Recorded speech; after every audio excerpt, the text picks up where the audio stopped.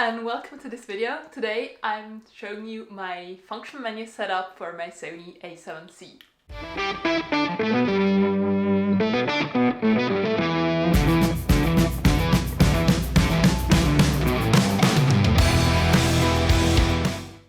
I mentioned the function menu in my last video. Also, I prepared a video about the function menu on my a7c and how I set it up.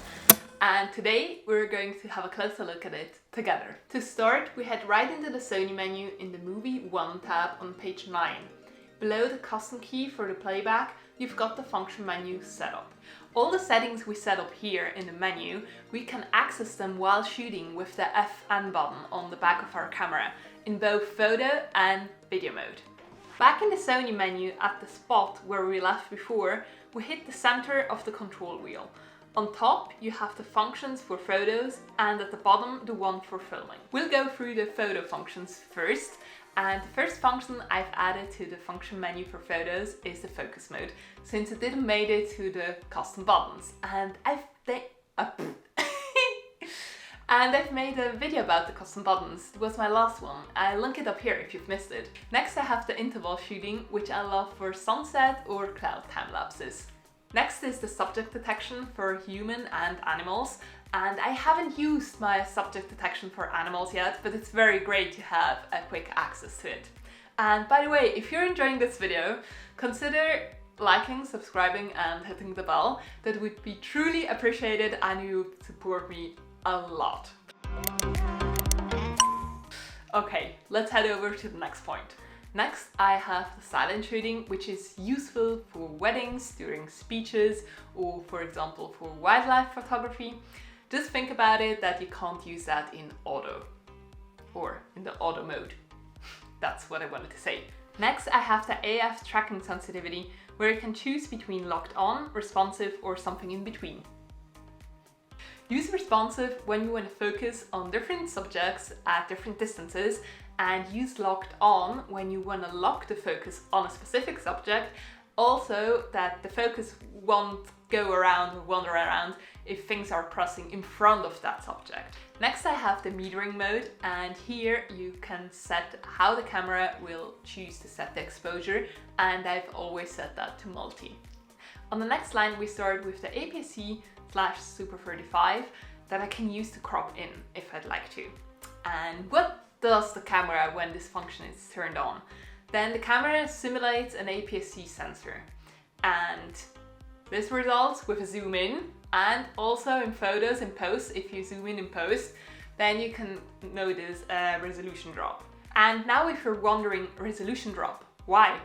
So the APS-C sensor is smaller than a full frame sensor, and to simulate this APS-C sensor, the full frame camera uses only the central part of the sensor, and all the megapixels at the corners get lost. Next is the aspect ratio that I have set up in my function menu so that I can change quickly between 3:2 for regular photos and 16:9 for thumbnails. The only downside is when I didn't realize that it still had the aspect ratio set to 16:9, shot all the photos from a whole travel or day trip, whatever, and then needed to edit each single raw to get back the lost information from the 3:2 because I shot it in 60:9. But otherwise, the shortcut is great. You just need to think to change it back. Yeah. Next is the touch operation to enable and disable the touchscreen.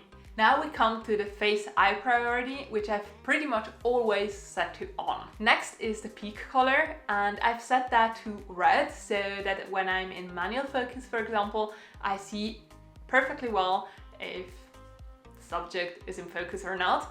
And if my subject, for example, is red, then I could change the color to, for example, white. Now we come to the last function I've set up for photos, and that's the anti-flicker shooting.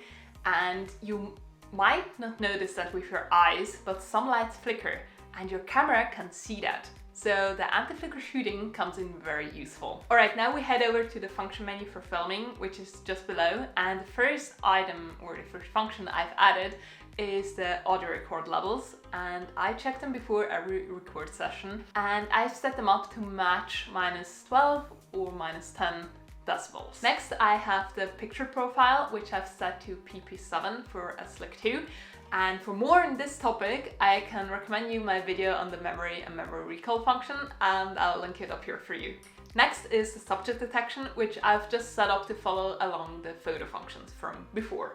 Next again is the AF transition speed, and there I can change between slow and fast, and I prefer to have it slow because that's more cinematic. Next I have the AF subject shift sensitivity, where you can choose again between responsive and locked on.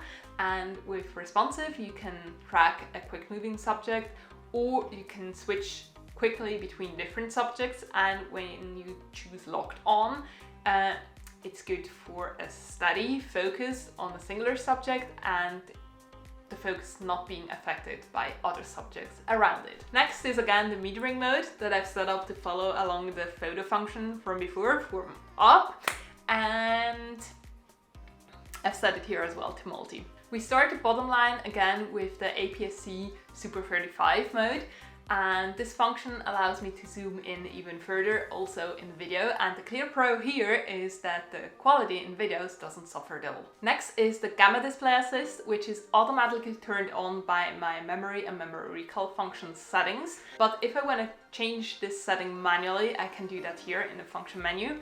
And the gamma display assist is very useful for shooting in flat profiles, because a flat profile, like the name it says, it's flat, you don't see much contrast, details, highlights, it's just all grey. And when you turn this gamma display assist on, you see how the footage will look color graded in post, so that's perfect. Next again is the touch operation, and here I can quickly switch on and off the touch of my LCD screen. The next slot is still free since I'm pretty OCD, but more on that later. Here comes again the peak color to change the different peaking colors to nail focus. Next again is the anti-flicker shooting, which I've turned on to prevent flickering lights to show up in my footage. Now to my free slot. I left the free slot in the middle because I wanted to have it all perfectly tidy up and aligned with the functions I've already set it up for photos above, and I couldn't find another function I needed for video. So let me know down in the comments if I missed out a just fantastic function to add here in the function menu for video. The function buttons or the memory and memory recall function might be something for you as well, and I've done videos about them both. I'll link them for you in the end card. And if you want to see more, like and subscribe, and I'll see you in the next video. Bye!